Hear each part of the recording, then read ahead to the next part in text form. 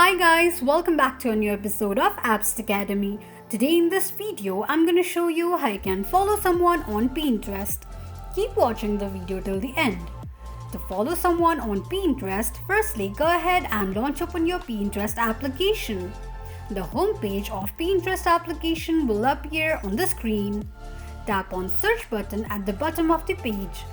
On the search box at the top, type in a name of a person you'd like to follow and make a search.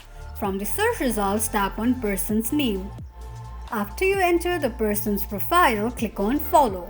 This is how you can follow someone on Pinterest quickly and easily just in few steps. If you have any thoughts or queries, let us know in the comments section. Don't forget to subscribe to our channel.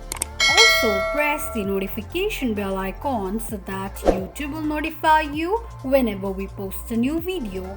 I hope this video was helpful to you. Thank you so much for watching.